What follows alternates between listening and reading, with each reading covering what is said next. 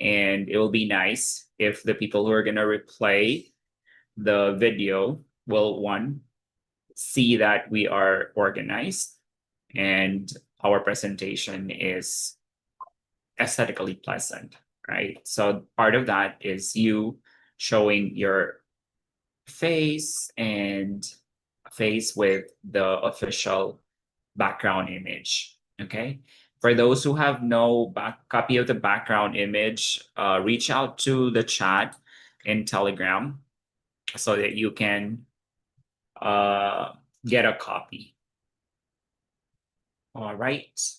And then we also have, we'll just start sharing my screen right now. The official shared file is going to be our working file as well. So you guys would want to have, would want to get access to it because you don't want to miss out on anything, okay? Particularly on the materials, resources that we are going to be using in this class. And all of those will be saved under the tab Notes or Resources. Okay, if you don't have access to it, I sent the link on the chat box. Make sure that you request access. It'll be an edit access that I will be providing each one of you because you will also put your name as a prayer lead or closer. So I appreciate all the names that are already in here. We are missing one for Wednesday. So if you guys can, one of you guys can put your name in here. And I would like to thank Adele for volunteering on the very first day. It's great to open the session with you today. Then we also have recap. So Joyce has volunteered for tomorrow. She's just gonna recap what we are gonna be covering today. Okay, and then I'm seeing a lot of days that are still blank. So if you guys would also wanna put your names in here, I see several of you guys. Right, I see several of you here. I have your names. You have no excuses, right?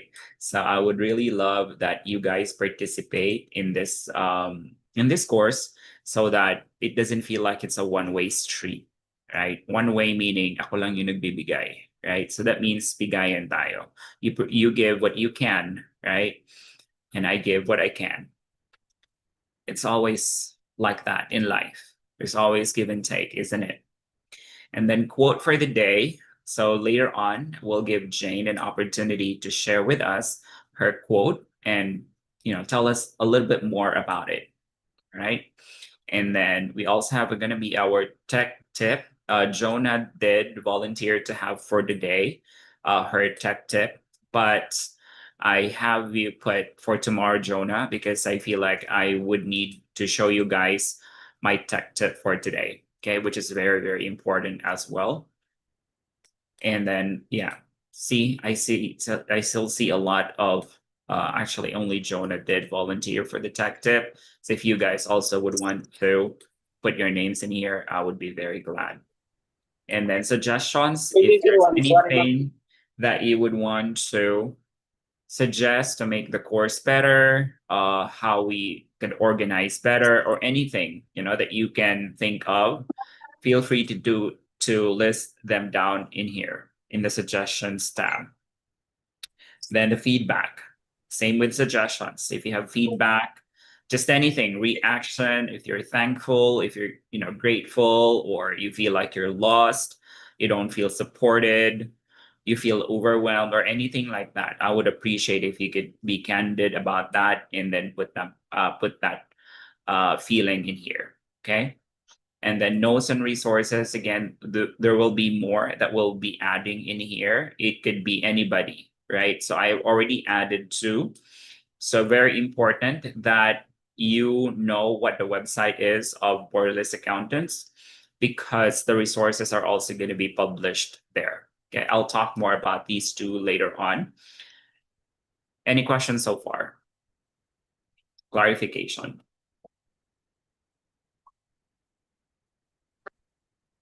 So let me just have the chat button. be on another screen so I see the chat at the same time. Right. So again, questions, clarifications, are we good so far? Just give me 1 second, guys. Let me just do a quick camera setup so we can document this thing. Because we're trying to create more contents on our social media platforms, TikTok, Facebook, YouTube, so we get to more people, right? Because that's how the algorithms of these platforms work. The more that you post, the more that you become visible to people who share the same interest. So just bear with me 1 sec.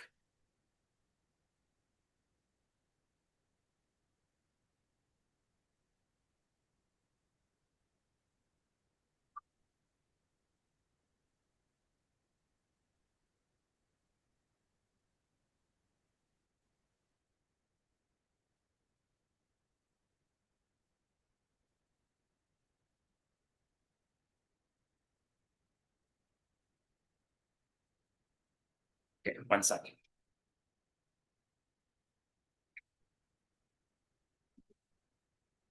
Right. So for today, we're going to hear a little bit from Jane. Jane, are you ready to share your quote? Why you picked this quote? Yeah, And yes. Can I all right, share my screen? of course, please feel free to do so. Hmm, Not working.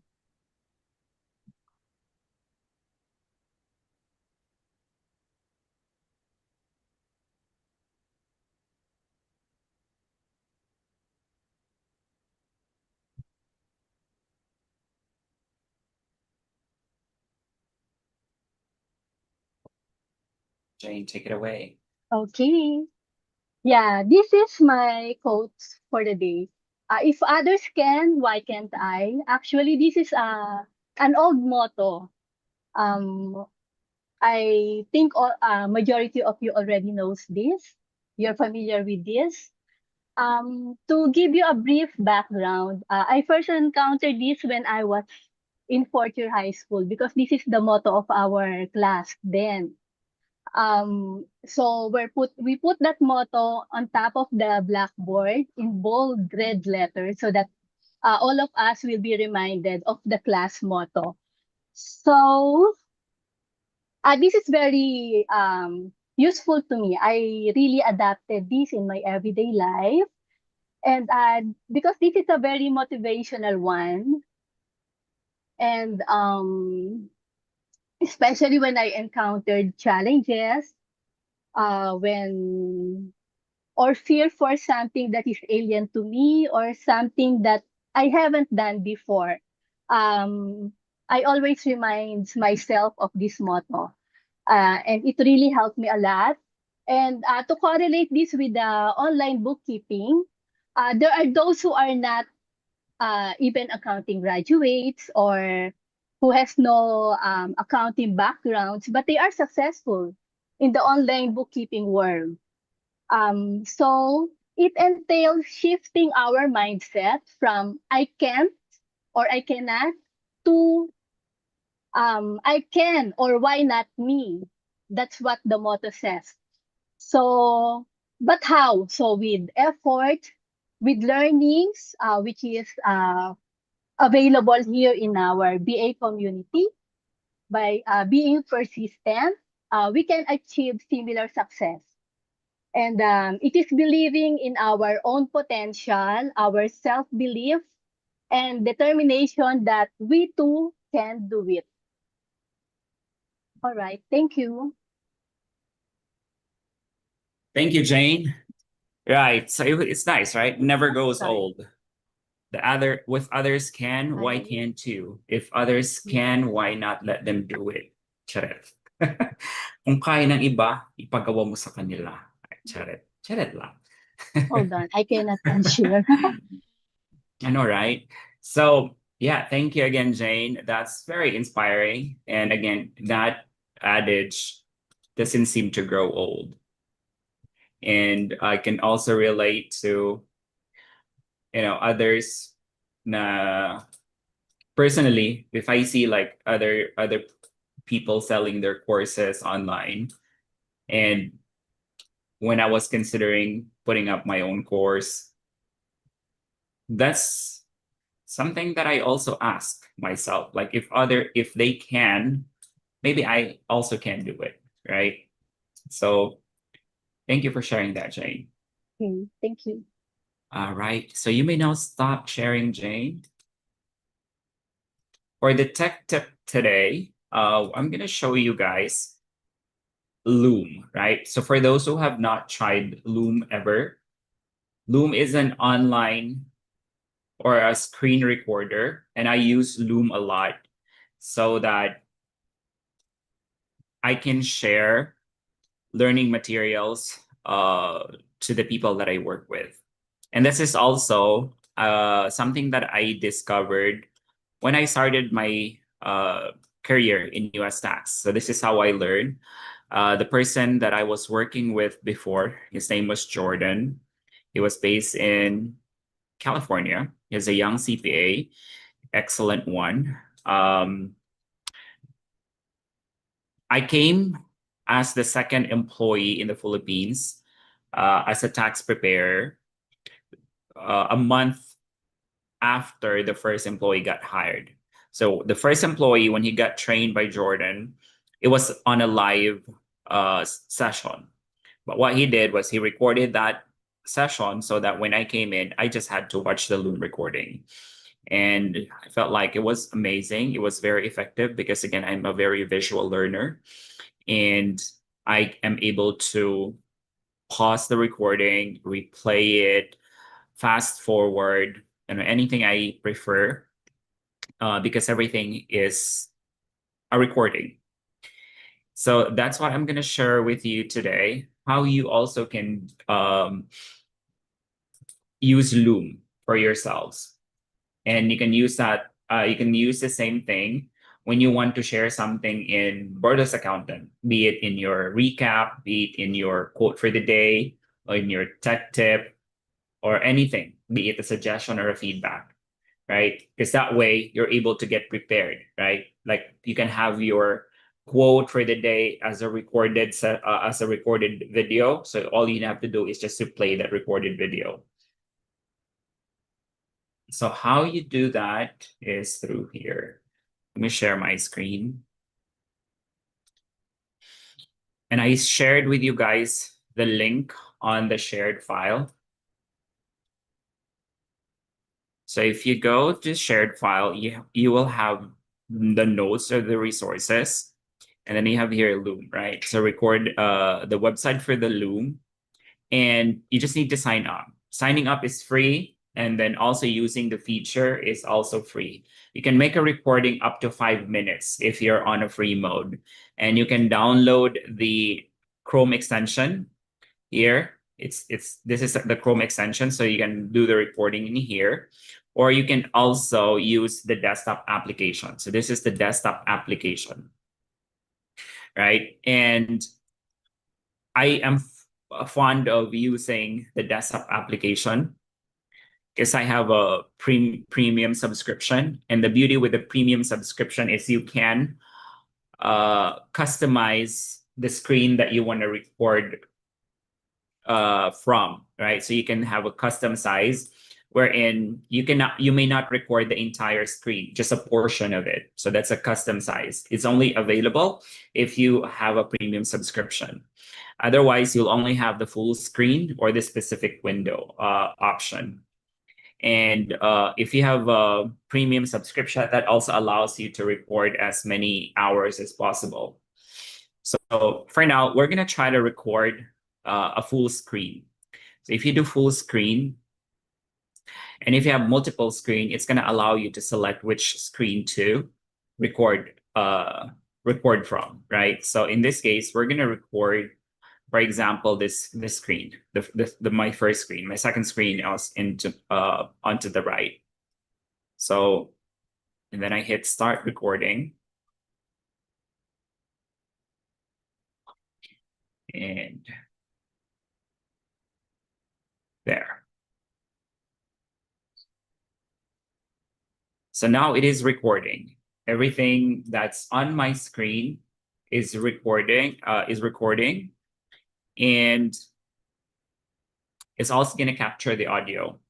So let's just allow for this recording to last for say 1 minute, and then we can replay it almost instantaneously. So after you hit the stop button, it's going to create a link, and that link you can share almost immediately to anybody who you wants to share the video to. And that's what I like about it. And then it also gets stored into your library. So if I may just share with you my Loom recordings. So you can see that I have a lot already. And this is also where I record interviews, and that's how I get better at interviews, because I can critique myself, right? And then there are features that I also love about this, which I'm going to show you in a little bit. So these are all my recordings for many, many years already. So some I have saved in a video or in a folder, and that's way more organized. And yeah, so it's gonna go to all your recordings are gonna go to your library. Okay, so let me just close that for now. And then it's already over a minute. Let me stop the recording. So notice what happens after I stop that recording. It's gonna generate this link almost instantaneously, guys. Right? So that's the video that I just recorded in Loom. And then you see this link. This is the link that you can share to anybody, or you can also customize who you would want to share it to, right? So here you have a lot of options.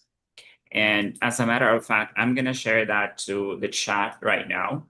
That just goes to prove that it's very efficient, right? So almost real time, you can share your recorded video. So now it is recording. Everything that's on my screen is and another good thing about it is that it generates a transcript. It's being processed right now, so it creates a transcript that you can use for anything, right? And then there's even an option that you can enhance the video where you remove your filler words. In my case, I use a lot of us, ums. Those are filler words. And I can remove those before I share the video. Right now, it's still processing in the back end, so it's not yet available. But the moment that it's already available, you can enhance the video, and you can even remove dead air, like the silences in between your video. You can remove those. There's a lot of things you can do with Loom. I'm encouraging you to use it, be familiar with it, because again, if you feel like you want to use it to share anything in this course, especially again with your recap, with your tech tip, with your same quote for the day, then this would be it, right? Because some people, they get so nervous, right, when they present when they present, they become so nervous. So it'd be nice if you pre-record it, so you have your pacing, you can prepare a script, and you can also evaluate it before sharing, right? Makes sense, guys? So that's my tech tip for today. Loom. I love Loom very, very much, and I've introduced that to Wita as well. Kendall and Ryan has been using it, and it's great. So I think that's all what we have before we start with our class proper. Unless you guys have any thing to share, reaction, clarification, question before we proceed. So tech tip for the day, Loom, this is done. Just remark that as done. Right. So if you guys had the time, if you click on that link that I shared in the chat, you should be able to see that recording that we just made today. All right, time check 7:24. Yeah, Liam Mark says he uses Zoom as well. Ginaline uses it for videos and interviews. Good job. For free accounts, you can have 25 videos, maximum of 25. You can share your link to others, and if they sign up, if you think you get additional 25 videos, this is nice. So if you guys want to share, you want to have more videos, share the link to your friends here in the BA community. That extends your access to another 25 free videos. But what you can do, if you have already maxed the 25, you can delete those old ones. Otherwise, you can subscribe to the premium. I think it's only about 12. I'm not sure, but it's not that expensive. Right. So now we're gonna head to the meat of our course, which is the business tax preparation. But before we actually make a business tax return, we need to study the whys. As you already know, our approach in this class is always the how and the why. They come in interchangeably. Depends on depends on the need. So, but for today, we're going to be learning a lot of the whys. And let me just, I'm kind of lost where my Zoom controls are. Where is it? Like I have so many screens, windows, and everything. I don't know where to go. Where is my here? So let me just share my entire screen.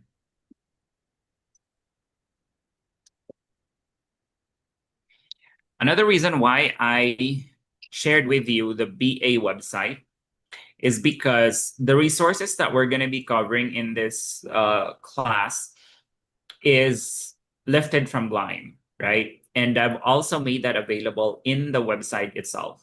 Where you go, click here, become an IRS enrolled agent. And there is a way for you to access it ahead of time.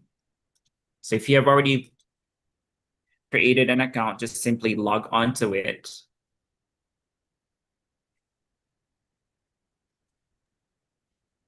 And you want to head to the courses that you have enrolled already. Oh, no, not this one, sorry.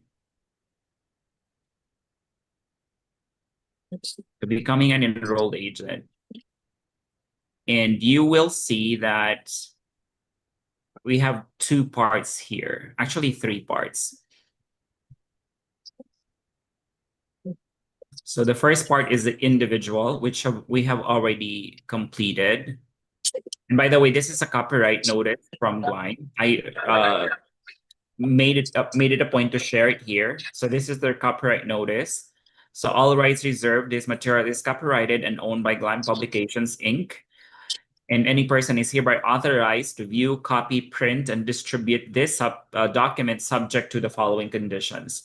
This document may be used for informational purposes only. The document may be used for non-commercial purposes only. And any copy of this document or portion thereof must include a copyright notice above. So we have made sure we comply with the copyright notice, a publication, and that this is purely educational and non-commercial because we're not selling it. Make sense? So if you go back to the very beginning, becoming an enrolled agent, let's see, I think I have it towards the bottom.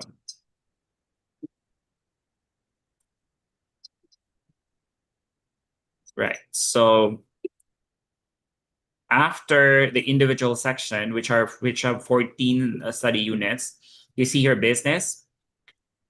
These are exactly what we're going to be covering in this course, right? So what you can do is you can study it ahead of time.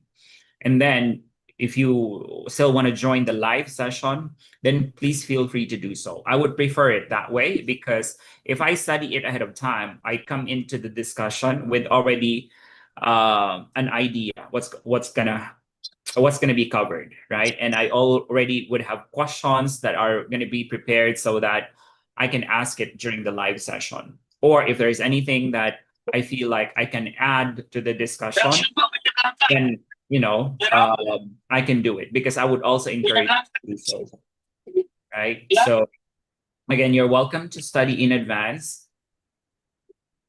and still join the live session so that you can add anything you would like to add or discuss whatever it is that you want to be discussed, because sometimes I may miss on important stuff, and if you feel like that's very important for others to know as well, then you can bring it to my attention. Okay, we're good. So again, that's where you go to. Want to join the live, then you can for you to bring it to my attention. Materials that we're also going to be covering on a daily basis. So again, that's where you go to. Want to join the live, then you can for you to bring it to my attention. We're good. Let me see if materials that we're also going to be covering. Right. Let me see if is Kelly here. Can I add you as a co-host? Because sometimes it really kind of bothers me to just. I mean, it disturbs me because I have to go and mute the people that are causing some background noise. So Kelly, if you can just handle the muting of the the participants who just enter. Yes, Chris, thank you. Right. We're good so far, guys. Are we still good so far? Time check 7:30. So we're still on time. If we go there, we can start with the individual taxes again, or we can choose to go to business taxes right away. You can go already to the business taxes because the individual taxation, that's already in YouTube.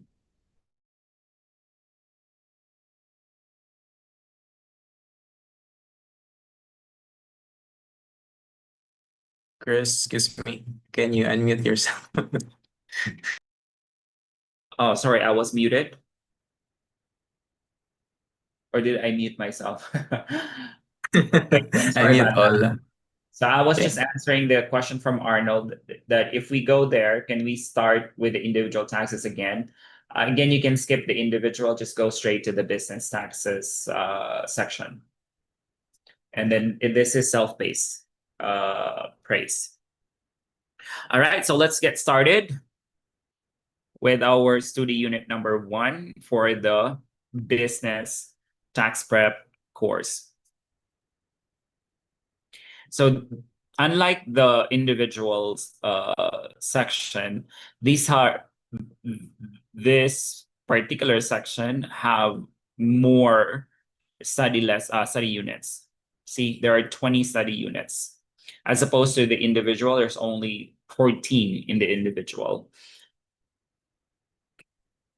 But this is shorter. A lot of the lessons here are much shorter than the individual. All right, so let's get started with the entity types, methods, and periods. Let's hit review. Why it's review? Because I already covered this before. This was the same material that I used when I took the EA certification. All right, let me just unshare because I'm gonna need to share my audio too.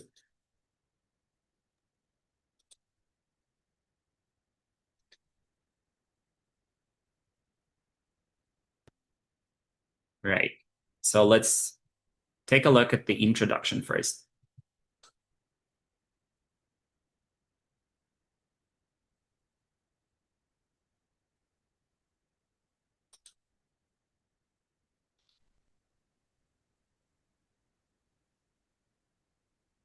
Hello, everyone, and welcome to the GLIME EA Part 2 review covering businesses. My name is JT Egan, and I'll be your GLIME Instruct professor. I've been an actively practicing enrolled agent since 2012, and yes, I passed with GLIME. I've also been a university faculty member in accounting since 2017, focused primarily on taxation. I'm truly excited to be here with you as we work through Part 2 businesses together. Part 2, focused on businesses, will include corporations, partnerships, and S corporations. Together, we'll explore business taxation through a variety of modalities. I would strongly encourage you to leverage all of the resources available to you through your GLIME system. To me, no one method is going to work on its own. The system is designed with you, the student, in mind for maximum absorption of the concepts through text, application, and videos. Business taxation is broken down into study units, and within each study unit, we have subunits. So, in one study unit, we might be discussing an important business tax concept called depreciation, but each subunit will address the components of depreciation, like a subunit for basis and then another one for makers. When we are finished with this part, you'll be ready to sit for and pass Part 2 of the EA exam. Personally, I think you'll be a better practitioner as a result. Soon enough, you'll be an enrolled agent, and I can't wait to work with you in getting there. Thank you for the opportunity to work with you on your journey. Now, let's get into it.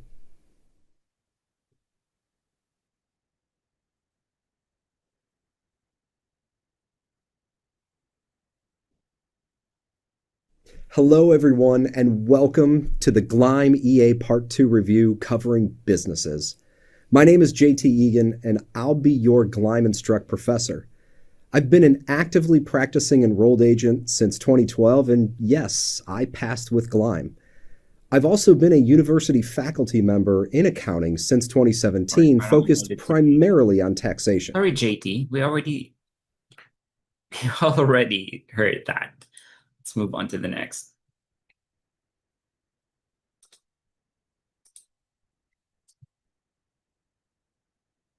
With the taxation of businesses, we want to start at the very beginning. What entities are subject to the corporate income tax, and perhaps more importantly, which are not? By the end of this study unit, we'll explore different types of entities. We'll also look at different methodologies, some of which are elected while others are mandatory. Let's get into it. All right. So,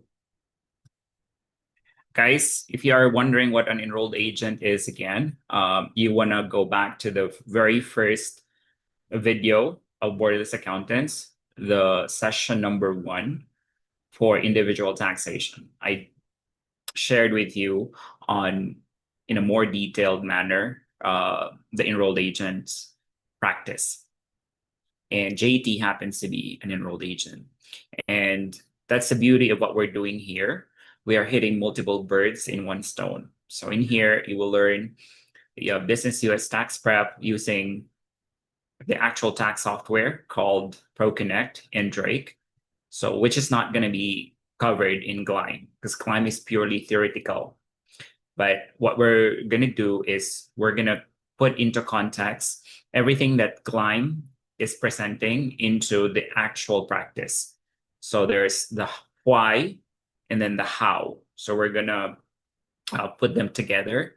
So at the end of this, you are not only going to learn how to be a business tax preparer, but also you'll be almost ready to take the EA exam for business, right? And for EA, you can take the 3 parts one at a time and in no particular order. So if you feel like you are going to devote your time in this lesson and you're going to practice the exams and maybe later on purchase GLIME as a resource, then you can take the business part of the enrolled agent examination. Mas madali ang business versus personal. And then the third part is very, very easy. Like for me, it was very, very easy. So essentially, you only have to study for the 2 parts, really. Right, let's move along.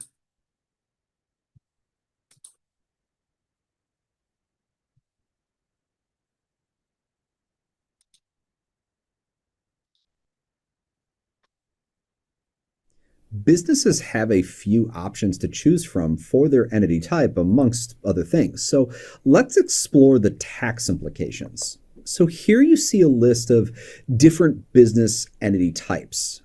Each of these entity types has their own rules and requirements when it comes to taxation.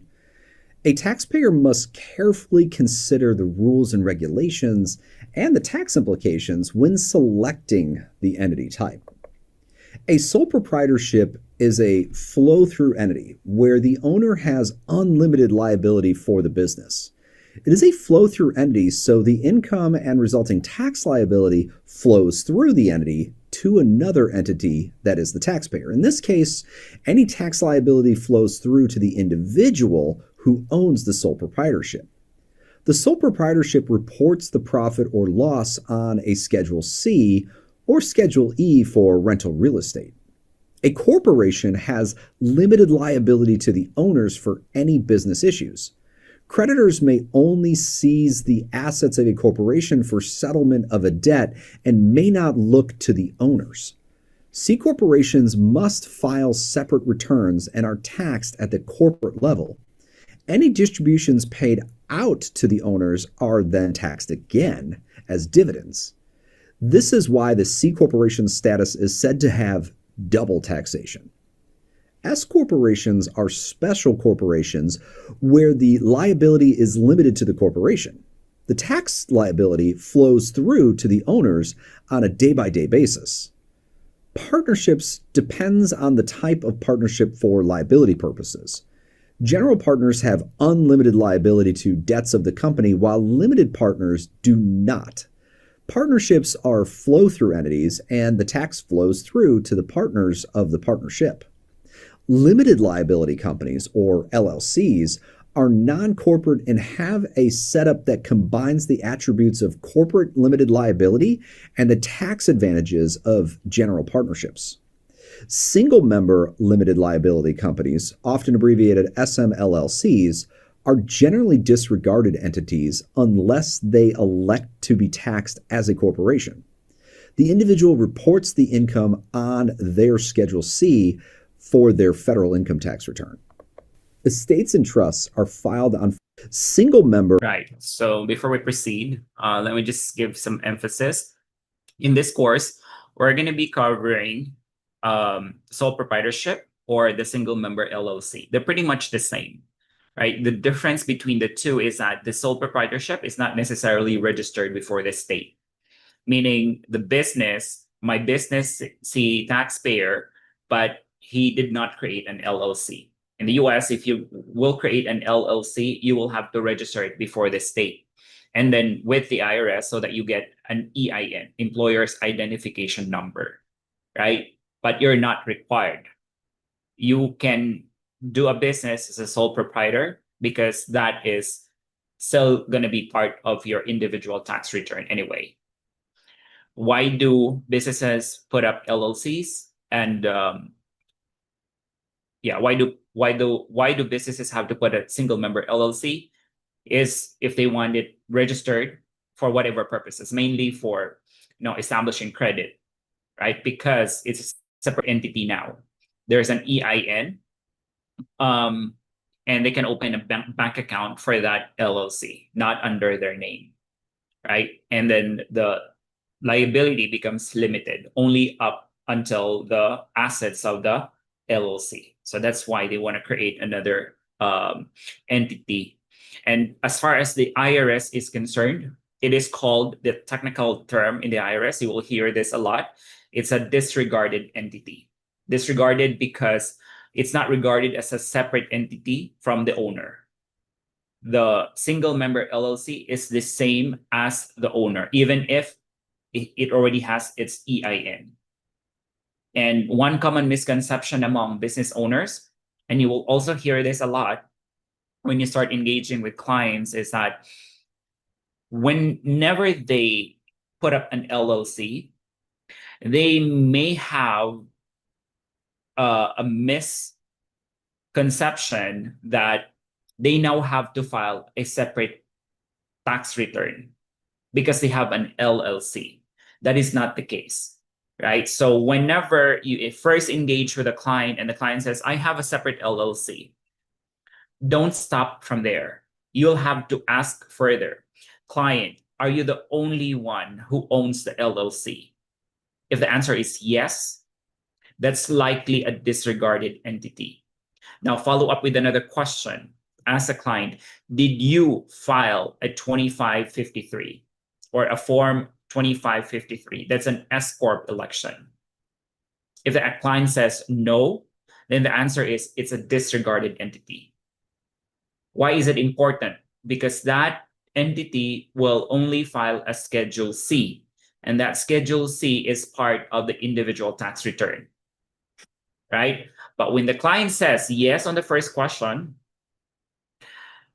he's the only owner, and he also answers yes on the second question if he filed Form 2553, then you need to follow it up. Did you receive a confirmation from the IRS? So the IRS will confirm that the Form 2553 was acknowledged and approved.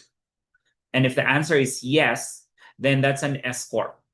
That's a separate entity that becomes an S corporation. See here, this is a limited liability corporation and it's a flow-through entity now. It has a separate filing requirement. We'll talk more about S Corp as we go along. But I'm telling you this now because this is the common mistake among taxpayers. When they say they have an LLC, it's not necessarily a separate entity. You have to ask those three questions, okay? Are they the only owner? It's very important because if there are multiple owners, then they are an LLC limited. It's not a disregarded entity. It's a limited LLC, meaning all the partners will be treated as all of the owners will be treated as partners because it's a partnership.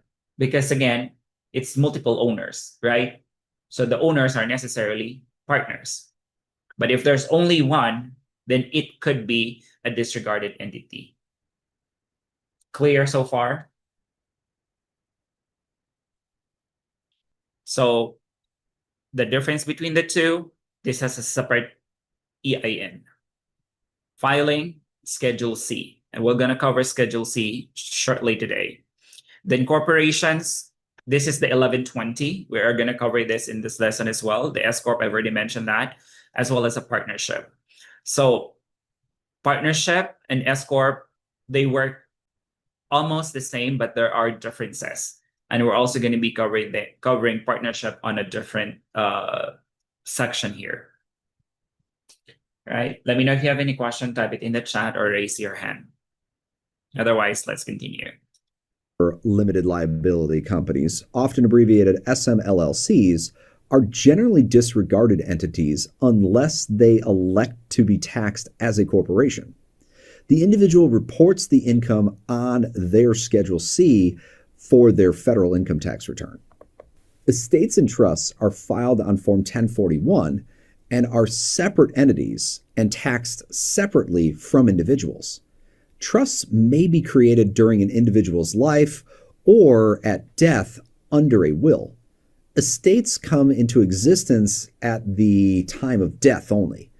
Most deductions and credits allowed to individuals are also allowed to estates and trusts, but the estate is allowed an income distribution deduction for distribution to beneficiaries. Employer identification numbers, or EINs, are the equivalent of a tax identification number for different entities. An entity is required to have an EIN if they have employees, are required to pay employment taxes, are required to pay excise or alcohol, tobacco, and firearms taxes, or withhold taxes on income other than wages. Most entities are required to have an EIN to operate, including partnerships, corporations, LLCs, or estates and trusts. Single-member LLCs and sole proprietorships who are not required because of the list just mentioned do not have to have an EIN, but they would then be required to use their tax identification number, such as a Social Security number, on entity documents. The North American Industry... Right, so that was just how you said, right? EIN. Again, he mentioned here that sole proprietorship or disregarded entities, they are not required to have an EIN. It's optional. Documents. The North American Industry Classification System, or NAICSIS, is a system with that has 6-digit codes for various business activity classifications. The code is required for Schedule C filers. Taxpayers who are required to put a code should identify the 6-digit code which fits the business activity as close as possible. All right. Right. So let me show what NAICS look like. Let me open ProConnect.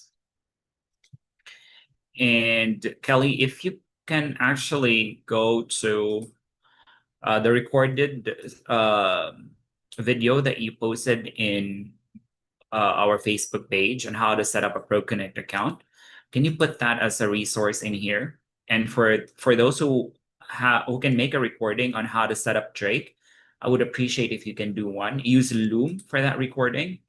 I would greatly appreciate it, because there are I would say there are things that you need to know in order for you to be able to set up Drake. It's more complex than setting up ProConnect. But ProConnect also, there are things that you need to know, especially on the mobile number. So it would be nice if we can have that recording. So ProConnect, where's my ProConnect?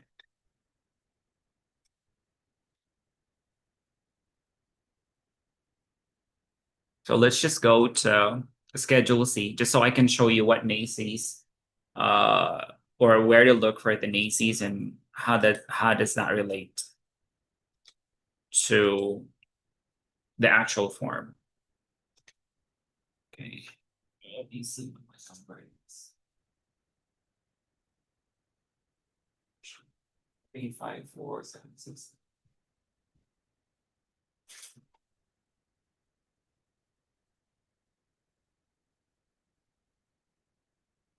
Can we use the same account, also give you an account for ProConnect? I believe you can, because this is the same as as what I used to. I think, yeah, I think this is my Intuit account as well.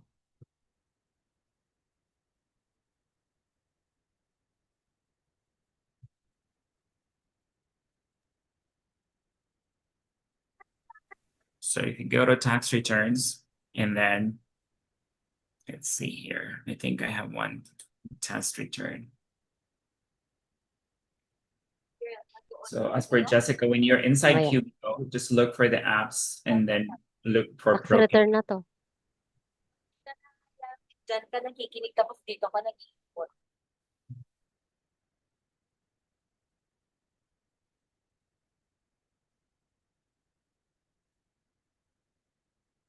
So if you go to income and then click here, business income schedule C.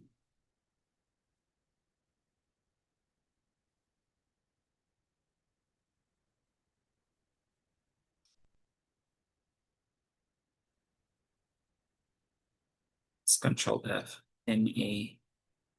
Do you know where to put NEICS in ProConnect, guys? I think this is that one here, right? The principal business code.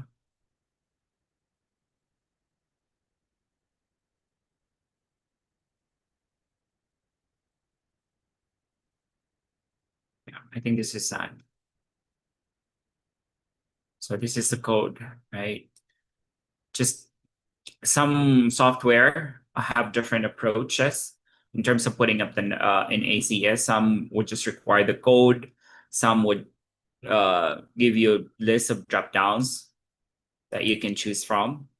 So that is where you put your NEICS. That should relate to what the business is about. Okay. Let's continue. Well, that's our overview. Thanks for watching.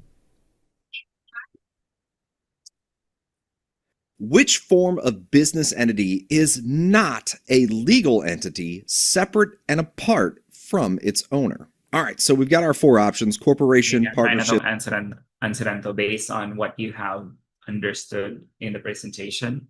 So which form of business entity is not a legal entity separate and apart from its owners? Is it A, corporation, B, partnership, C, sole proprietorship, or D, S corporation? Let me see what your answers are. Walang gaya-gaya ha. Charet. Right. So a lot of you answered, or actually all of you answered C, sole proprietorship. Yes, it's not a legal entity. That's why it is sometimes called as disregarded entity. Sole proprietorship, S corporation, not a legal entity separate and apart from its owner. Well, corporation, S corporation, you see that magical word corporation, those are definitely separate legal entities. That brings me down to sole proprietorship or partnership.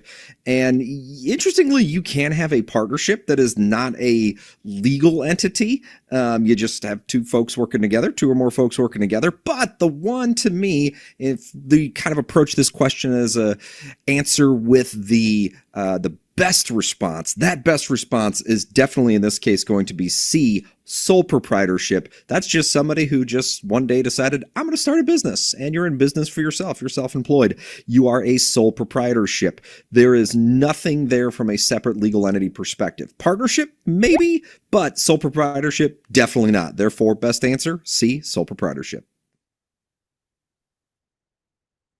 All right. Which Okay. of the following is an advantage of forming a limited liability company or LLC as opposed to a partnership? Is it that the entity may Okay, what's avoid your answer, taxation? guys? Well, we've learned pretty hard So which of the following is an advantage of forming an LLC as opposed to a partnership?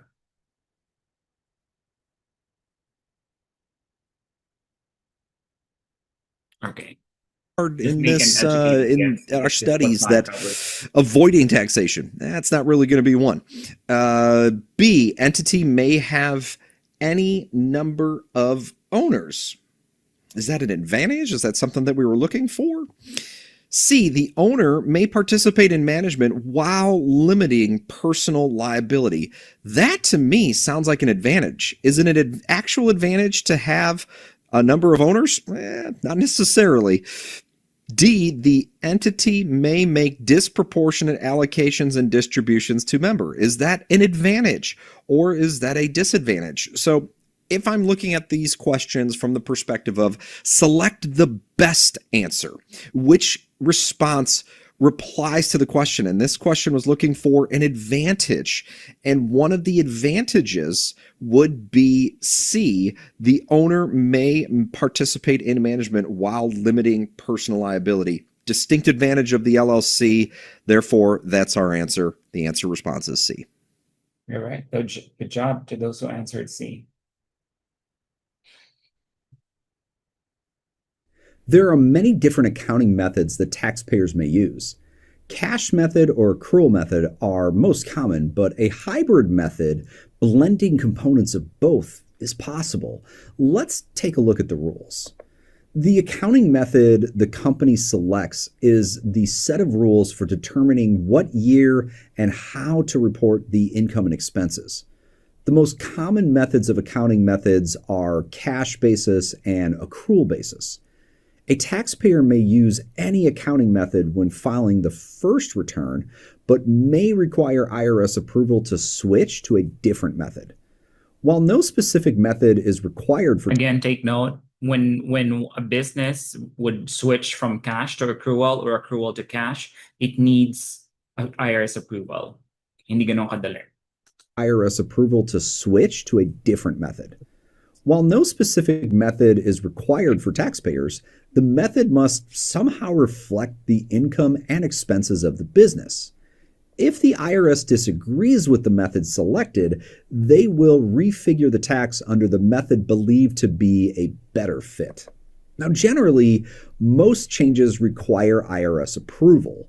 Changes that would require IRS approval include items such as a change from cash to accrual method and the opposite, change in inventory valuation methodology, change in depreciation or amortization, except certain changes to straight line, a change in specialized method used to calculate taxable income, and a change where Internal Revenue Code or IRC and the Treasury regulations specifically require consent before change. Approval is not required for correcting math or posting errors, corrections, and calculating tax liability errors, changes to depreciation. Such changes from declining balance to straight line method, making adjustments to useful life, and some changes regarding small businesses, those don't necessarily require authorization. Most individuals and small businesses use the cash method. In general, under the cash method, the taxpayer should include in income all amounts actually or constructively received. Constructive receipt says income is considered received when credited to the taxpayer's account or made available without restriction. Taxpayers may not withhold cashing or depositing checks simply to avoid including the amount in income. Expenses are generally deducted in the year actually paid. Some prepayments, however, may not be able to be deducted in advance. The 12-month rule requires taxpayers to capitalize any payments made that will extend beyond 1 year. Under this rule, if the amount prepaid will not provide benefit beyond 12 months from the time the benefit begins or the end of the tax year after the tax year made. Most often, corporations are not allowed to use the cash method unless the gross receipts test is met. Under the gross receipts test, corporations may use the cash method if the average annual gross receipts for the 3 prior tax years were under a certain amount. Now, this threshold is indexed for inflation each year, so be sure to check your Gleim Knowledge Transfer outline for the most current amount. Under the accrual method, taxpayers report income in the year earned without consideration for the collection of the payment. If the all events test is met, income is said to be earned.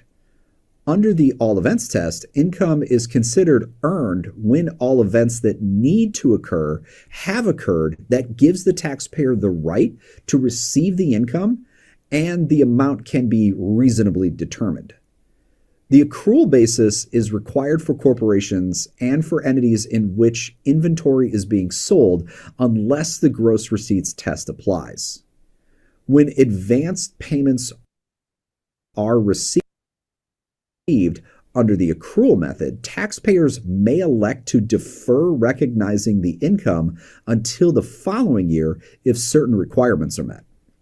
Expenses under the accrual method are generally deducted when the all events test and economic performance has occurred. Under the all events test, all events have occurred, deeming the liability incurred, and the amount can be reasonably determined. Under economic performance rules, economic performance must have occurred, that is, the service has been provided or property used in order to apply. Hybrid methods can be any combination of the other methods as long as the combination reflects the income and is used consistently. If inventory is sold, an accrual method must be used for purchases and sales unless an exception applies. Business expenses and interest owed with a related person who uses the cash method must typically match. A taxpayer may not deduct a payment made to a related party until the related party also includes the payments in income. So now we have a bit more familiarity with this topic. Thanks for watching.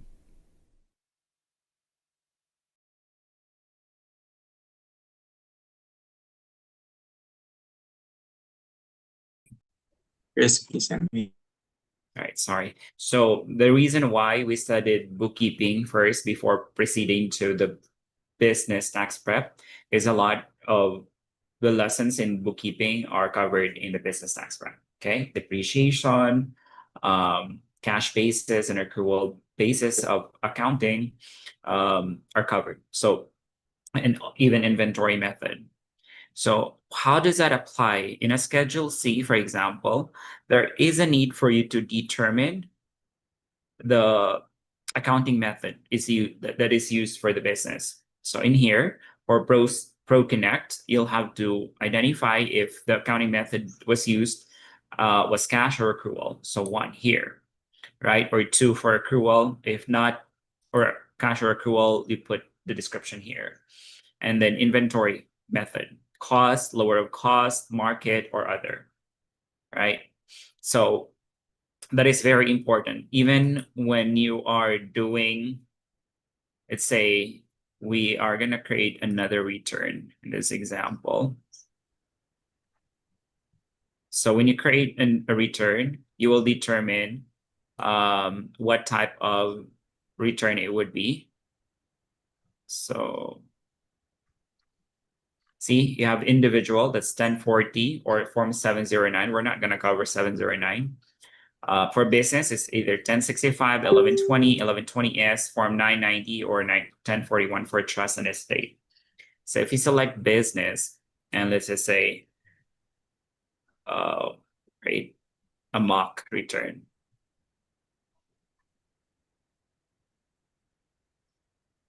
And one thing you ought to know, if you look at the EIN is configured as 2 digits dash the rest of the digits. If you look at SSN would always have 3 digits dash 2 digits and then the remaining digits. That's when you know that the number that you're dealing with is a business identification number and not a social security number. Then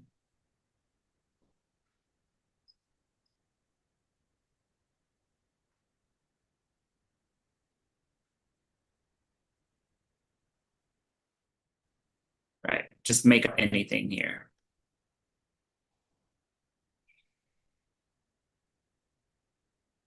So the type of return is, say, for example, 1120S.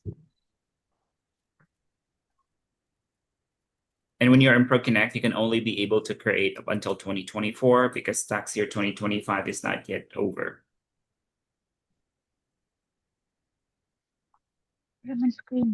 And whether it's 1120S, 1120, or 1065, you'll always have to identify the the accounting method. So in client information,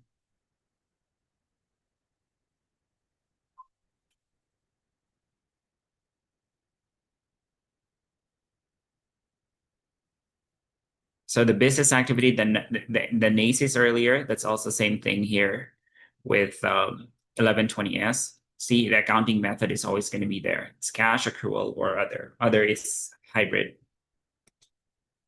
Okay, so that's why you need to know. And that relates to QuickBooks.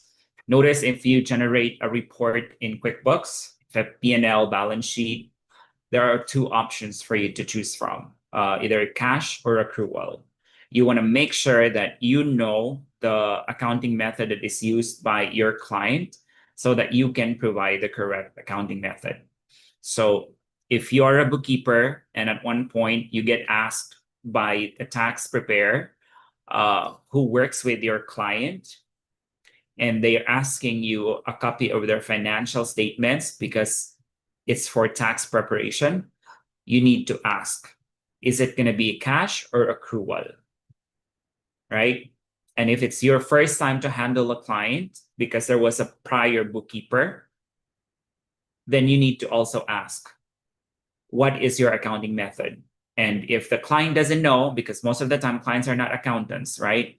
If the client doesn't know if he's doing cash or accrual, you just have to ask the client, do you have a copy of your prior year's tax return? Can I have a copy of the front page?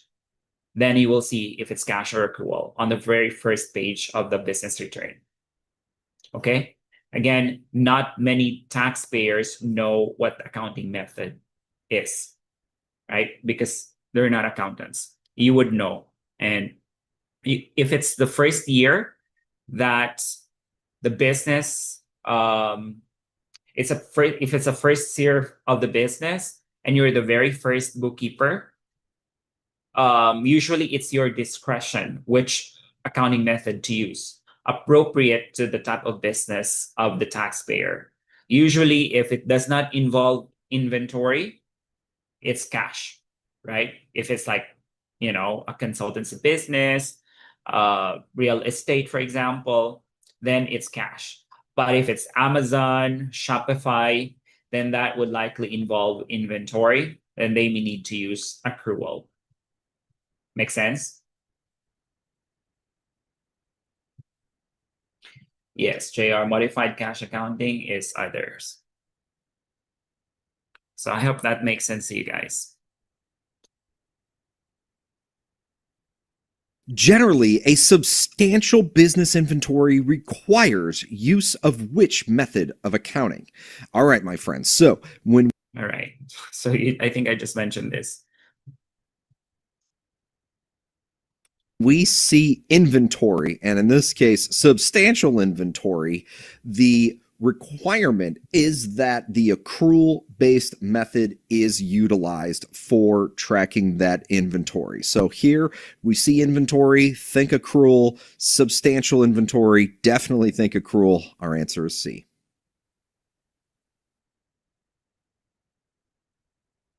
Which of the following statements regarding accounting methods is false? Okay, let's check to see if we can find one that is incorrect here.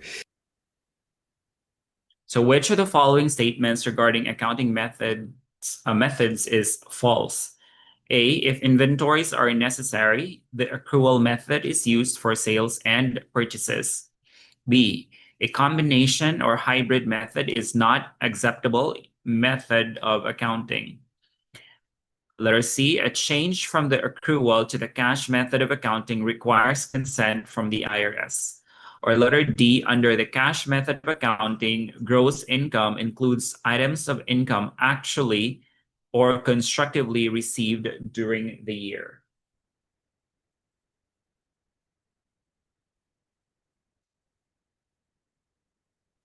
A, if inventories are necessary, the accrual method is used for sales and purchases. Nope, that's true. Anytime you see inventories, got to be thinking accrual. All right. B, a combination or hybrid method is not an acceptable method of accounting.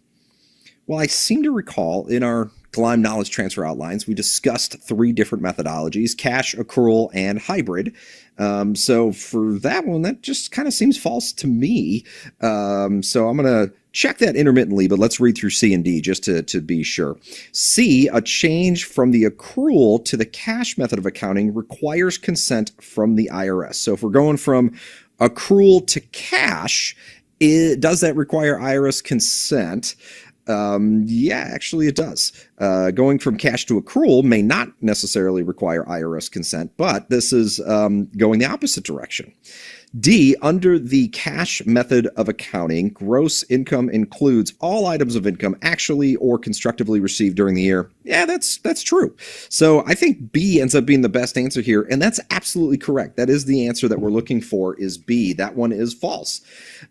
Section 446 allows regulations to create any sort of hybrid methodology as long as that methodology clearly reflects income and is consistently used by the taxpayer. It is allowable. So cash, accrual, and then the kind of the catch-all hybrid, as long as the regulations permit it and it is clearly reflective of income, that is an acceptable method. So B is our answer. Great. Good job, everybody.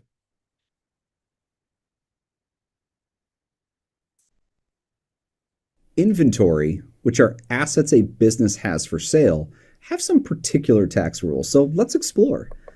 There are 3 main methods for identifying which inventory is sold during a year and which remains.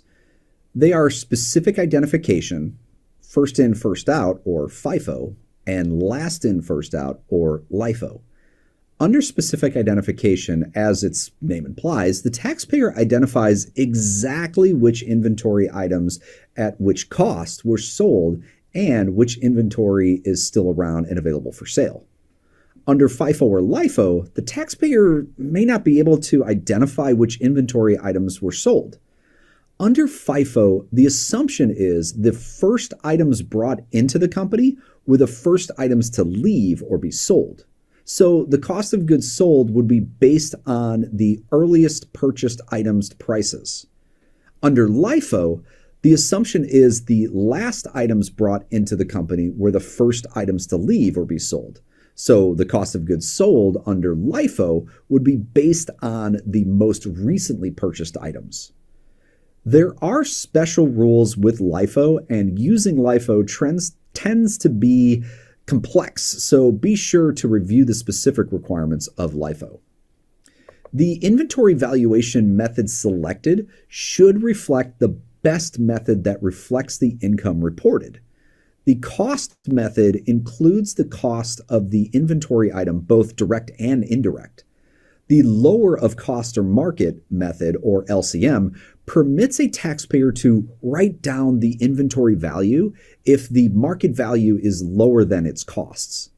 Lower of cost or market is allowed for goods purchased and on basic items purchased for manufacturing an item, but it may not be used for goods on hand with fixed prices for items accounted for using LIFO inventory identification methods.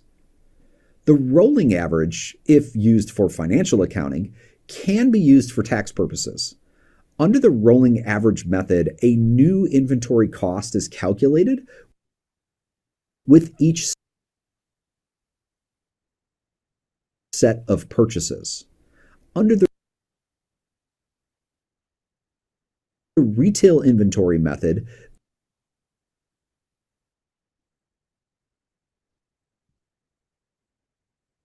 the ending value of inventory may be calculated by department or classes of inventory.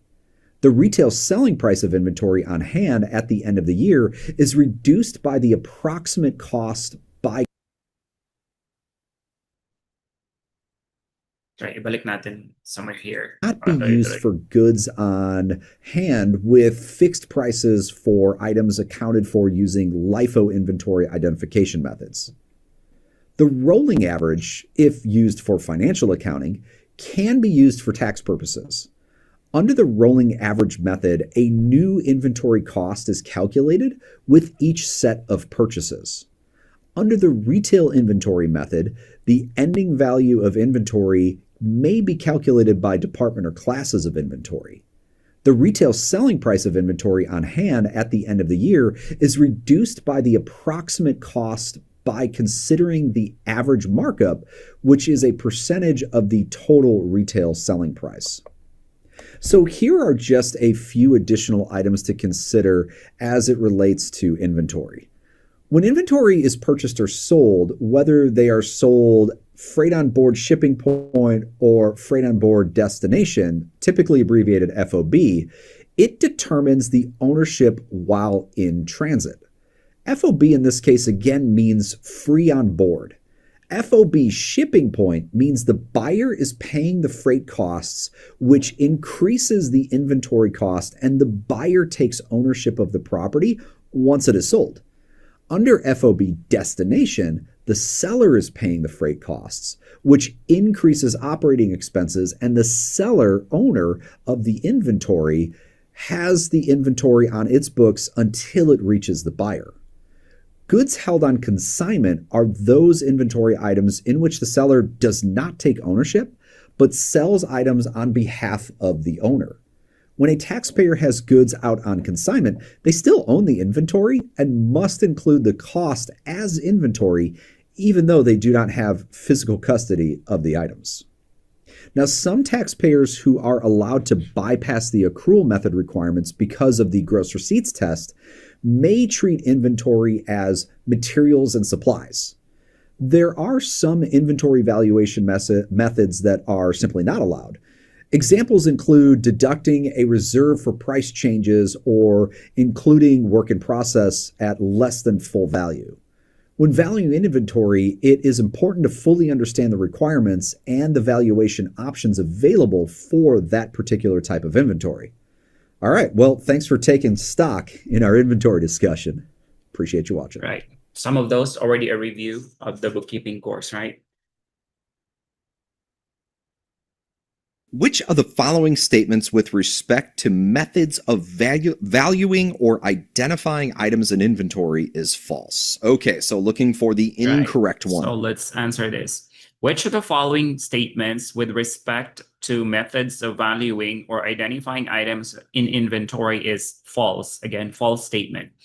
A, under the lower of cost or market method, a business compares the market value of each individual item on hand at the inventory date with its cost and uses a lower value as its inventory value. Is that a true statement or false?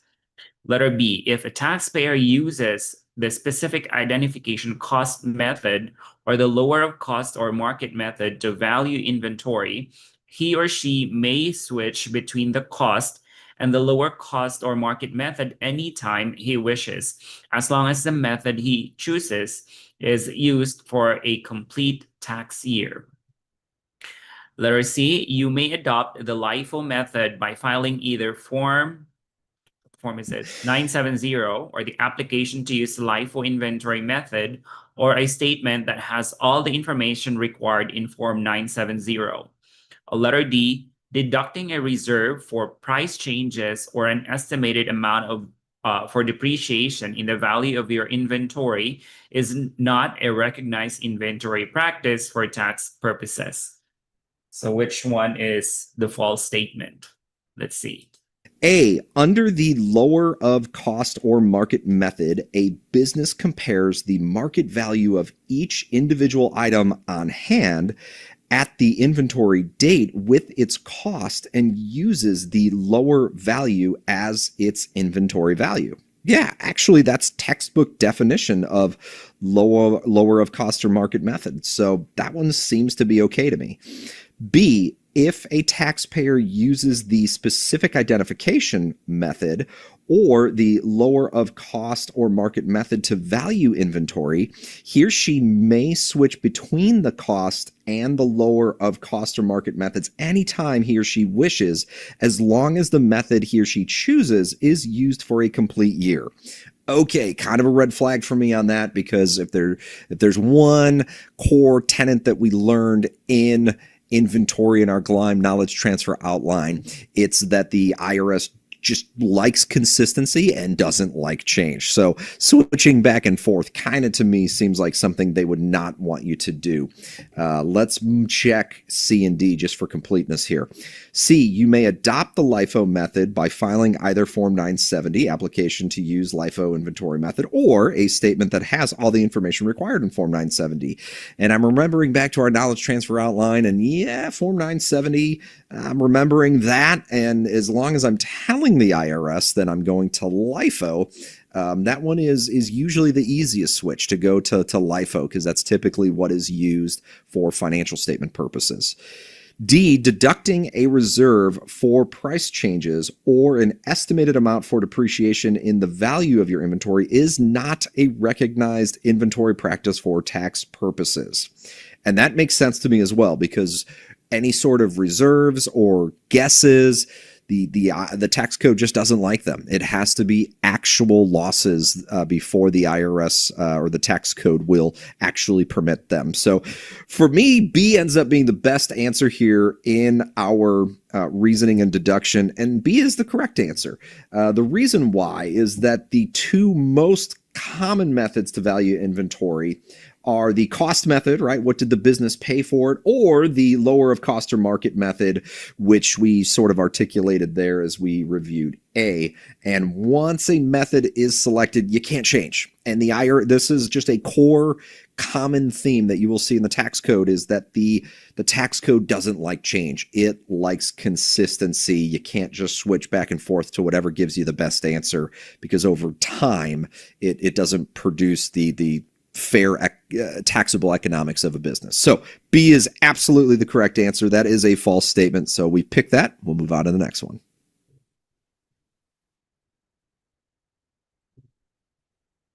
The following methods of accounting for inventory are considered acceptable, except, okay, which one can we not use? cost, first in, first This out, one's easy, last in, right? first out, or trade discount method. Now, this is one of those kind of flashcard items that should be screaming at you. Trade discount method, have no idea what those are. But if you're going to commit anything to memory, if there's one thing I want you to start to think about, it's FIFO, LIFO, first in, first out, last in, first out, and obviously cost would be another acceptable method, sometimes referred to as the specific identification method for the cost. But the trade discount method, unfortunately, not one of the acceptable methods that we learned about in our Gleim Knowledge Transfer Outline. So here, D is our answer. All right.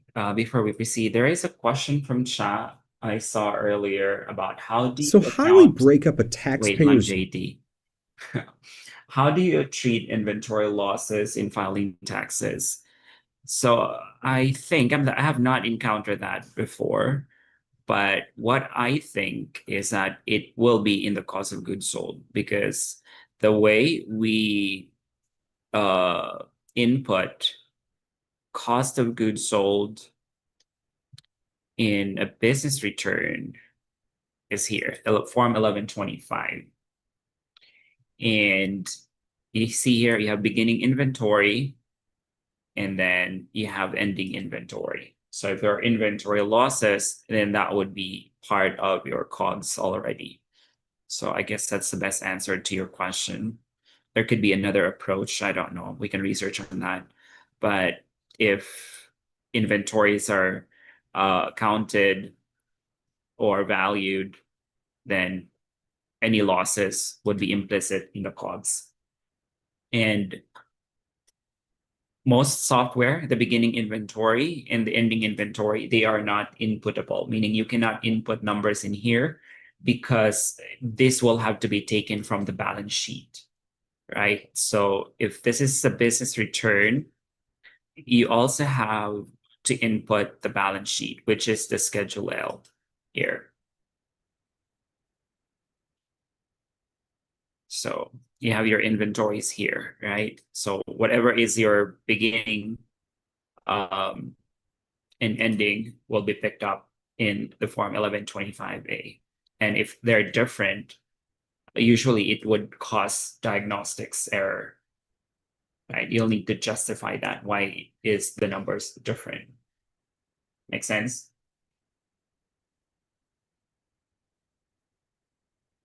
So Chris has an answer. Normal inventory shrinkage or loss, examples, theft, spoilage, damage, or counting errors. These are not directly deducted as a separate loss. Instead, they are reflected through the cost of goods sold.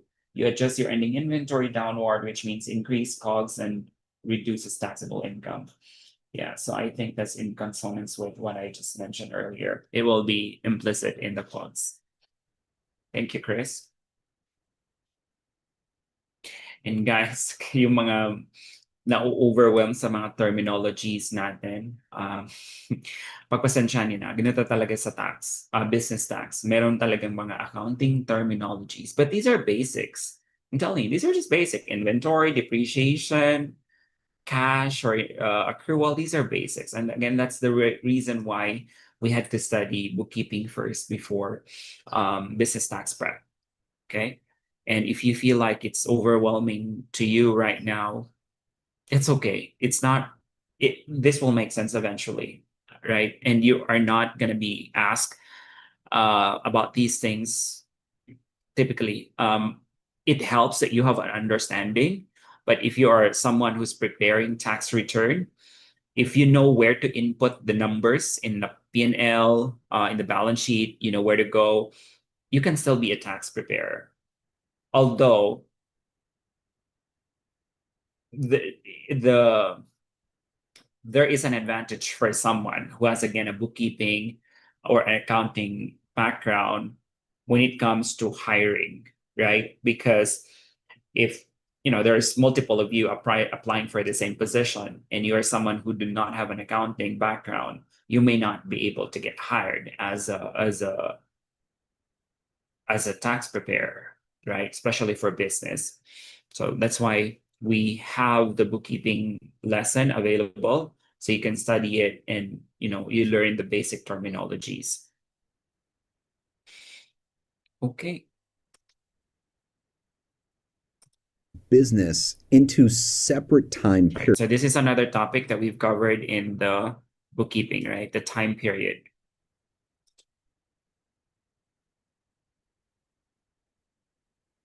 So, how do we break up a taxpayer's business into separate time periods?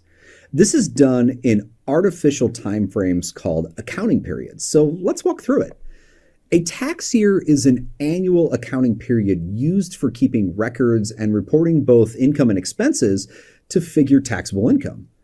The tax year must be a calendar year or any fiscal year, which includes a 52 or 53 week year. A calendar year is 12 months beginning on January 1 and ending on December 31. Now, most often, anyone can use a calendar year. If books and records are not kept and there is no annual accounting period, the calendar year is likely required. A fiscal year is any 52 to 53 week period. Unless a tax year is required, just like a calendar year, as I just mentioned, a taxpayer may elect a fiscal year at the time of filing the tax return by attaching a statement indicating the month and day of the tax year ending and beginning. It can be a calendar day and month or a specific day, such as the last Monday in June. In some instances, the taxpayer may have a short tax year. This happens when the entity may not be in existence for an entire year. This most often occurs when an entity starts or when an entity dissolves. An example of changing an accounting period would be changing from fiscal to a calendar year. In the first year, the entity would have a short year to get the calendar year time frame. All right, well, that's the end of this one. Thanks for watching. Right. So I don't know if it's going to be mentioned later, but you ought to know why it's important to know the calendar or the accounting period, because they have different deadlines.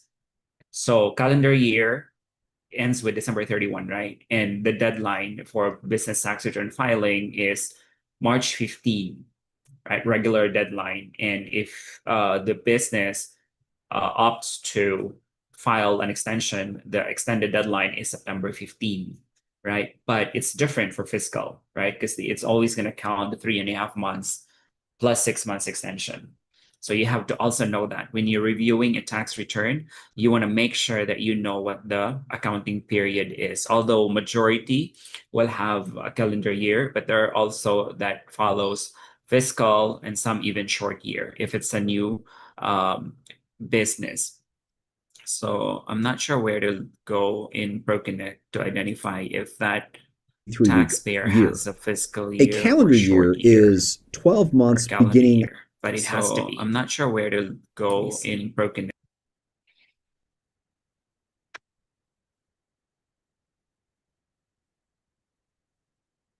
I think here.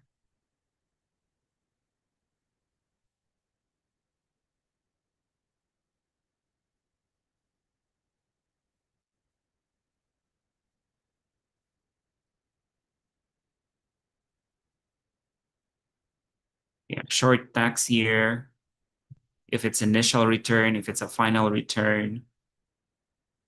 Let's see.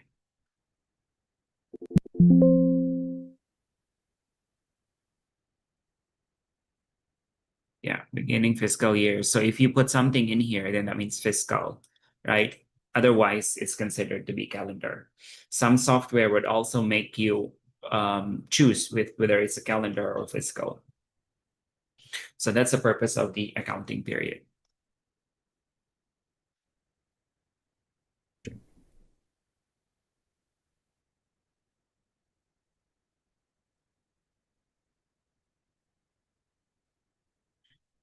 Which of the following dates would not be considered the end of a tax year? Okay, not considered.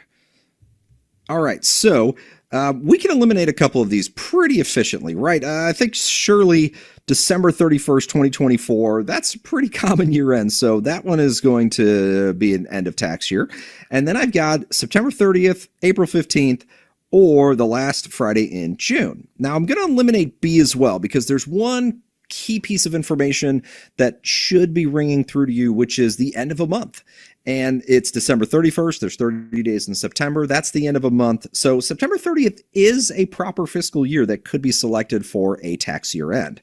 That leaves me with the last Friday in June or April 15th. April 15th is the middle of a month. And while that is a very important date for tax folks, and you as a budding enrolled agent, April 15th is going to be a very important date. It is not an appropriate year end. It has to be the end of a month. So that is not considered to be the end of a tax year. Now that leaves us with A, just for completeness to discuss that, the last Friday in June, which could be the end of the end of June, or it could be like, I don't know, the late 20s of June. This is one of those 52, 53 week filer options, is that you pick the particular day of the year, of the month that you end the year on. And some years you'll have 52 weeks, some years you'll have 53 weeks. It's really funky. And my friends, to be honest with you, in 20 years of practice, I've only seen one client with that, selecting the 52, 53 week filer. But it is an option. So for us, 52, 53 week filer, end of the year or the end of any month. And that's the appropriate year ends. April 15th, while an important date, not a date for us in this situation. So C is our answer. All right, guys. Because April 15 again is not an end of the month. In order to adopt a fiscal tax year on its first federal income tax return, the taxpayer must, okay, so what does the taxpayer have to do? And I think the most important piece to see here is that it's the first federal income tax return. So if it's the very first one, there's really no way for them to file a short period return.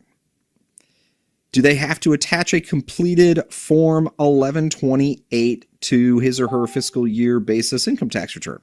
No, you don't. The IRS doesn't even know who you are yet. Is it D? Do you have to get their approval? Again, they don't know who you are. Really, the only requirement that you actually have is to maintain your books and records and report income and expenses using that tax year. And as long as you can reconcile back to it on that very first return, you can establish whatever fiscal tax year you so choose, as long as it is a 52, 53 week filer, as long as at a month's end or a calendar year end, which would obviously also be a month's end being December, you're good. That's all you have to do, and be able to support that. So for us here, A is our answer. Yeah, so there's not much requirements if you're a first-time filer. You don't need an IRS approval, no form to fill out, and yeah, a lot of it is judgment.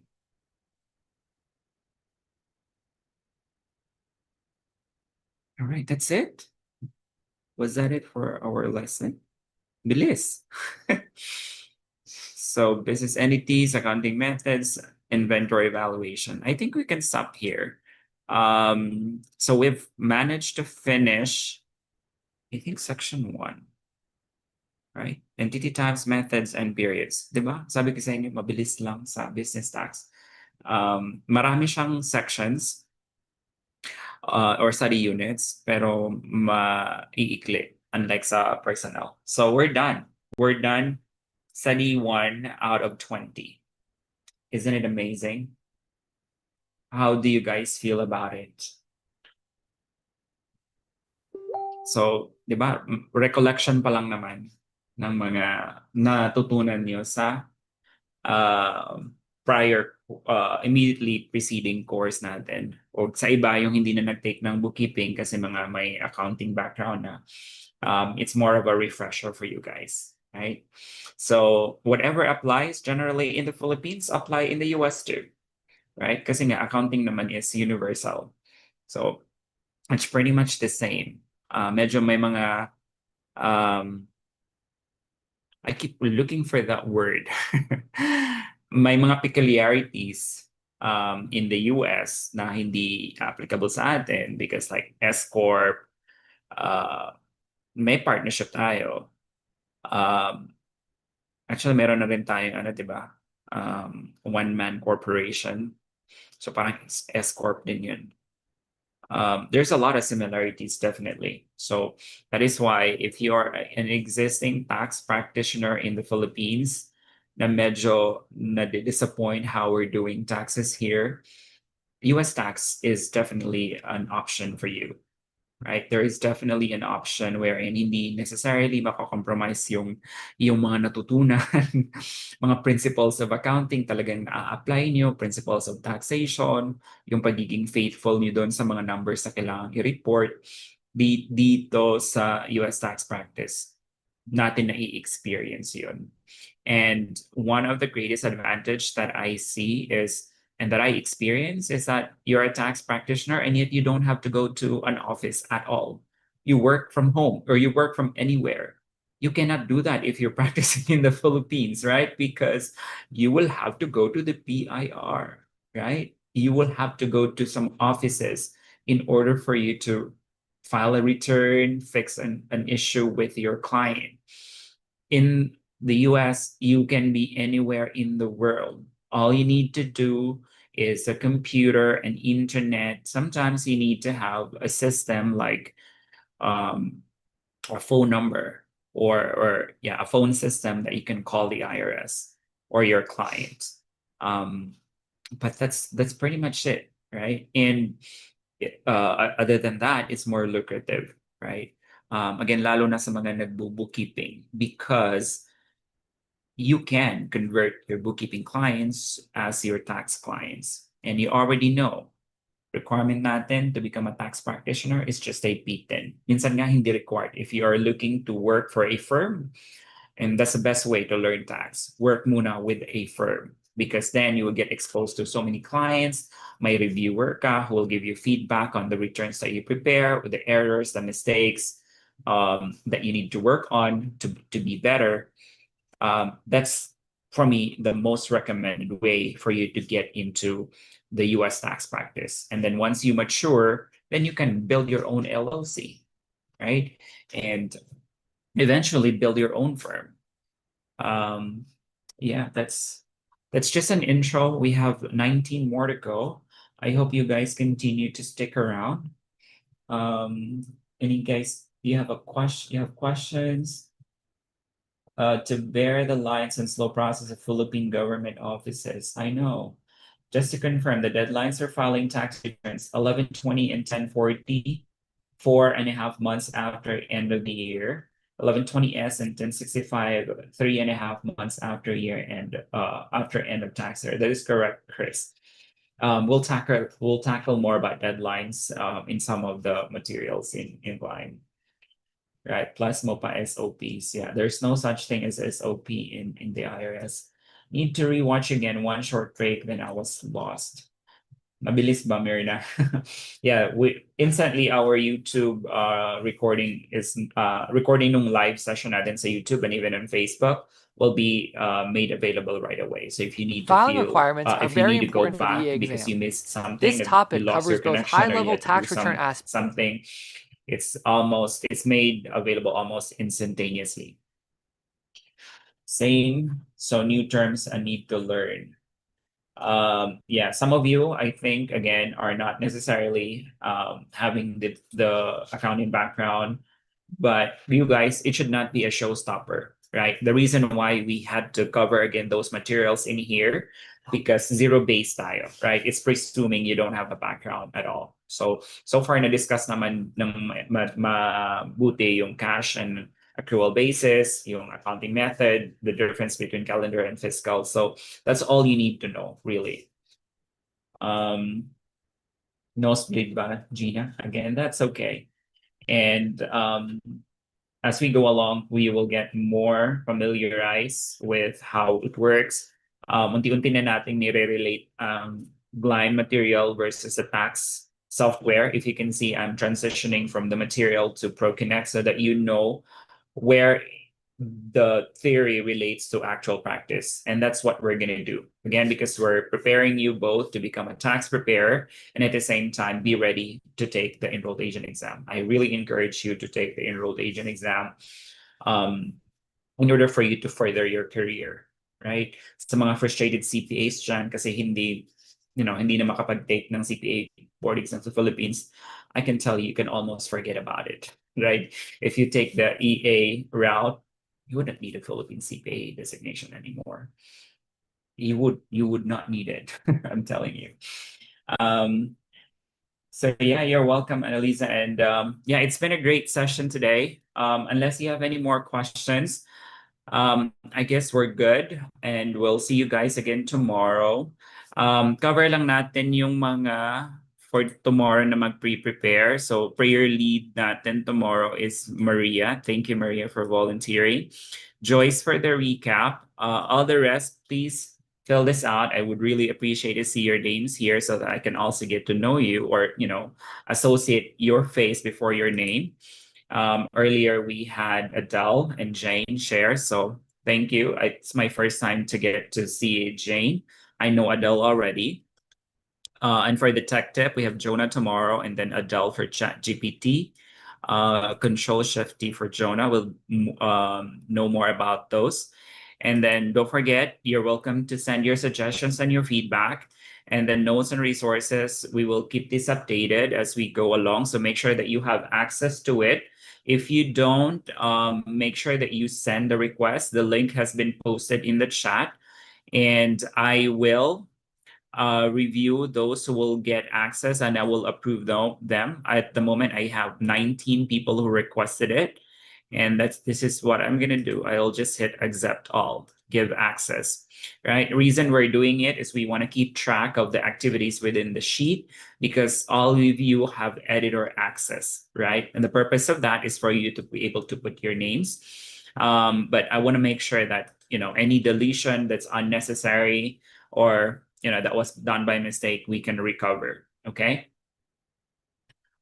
All right, Mary Chris, you can fill up later. Sure, that should be okay. If you guys would prefer later, but if you also would want to do sooner and you want to repeat, that's fine. I guess it's okay if you want to repeat because you just really want to share something. I would love that. That means you're hungry, you're really persistent. And if you feel naman na mga blank pa yan, so you can fill it in, right? And I guess that's about it. I will just like to, hold on. Again, I'm trying to be better at social media posting because I feel like that's what I've been missing a lot. I'd like some of you to show your faces, guys, para ano tayo, tawag dito, mag-capture tayo ng day one because this is ano ba yan? This is one of the key date in Borderless Accountants, October 20. I remember May 31st was our overview for the US individual tax. I did that when I was in New York. We did one in October 23rd for our bookkeeping. I was in Bohol. And then today, the start of our US tax prep, I'm in Cebu. See, I'm borderless. I'm everywhere. Hindi ako mapirme sa isang lugar. Anyway, I'll take a selfie with all of you guys. Kasi medyo malaki yung aking screen ngayon. Palibre to niyo. Palibre ni Sam. Give me your best smile, guys.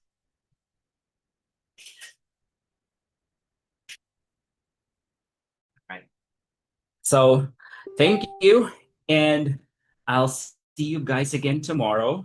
Don't leave just yet. We'll hear our closing prayer from Adele to thank a very to celebrate our first day and to give thanks to the one who starts and who will end it all. All right, Adele, take it away.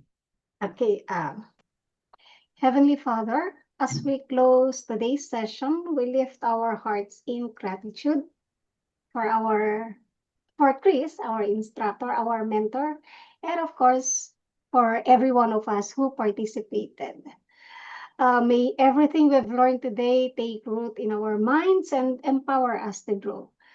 grant us the perseverance and clarity as we continue this work in the coming days and weeks. We pray for continued guidance and focus for whatever we will be discussing in the coming days. Keep us safe, Lord, and bless the work of our hands as we prepare for another learning tomorrow. We ask all this in Jesus' name. Amen.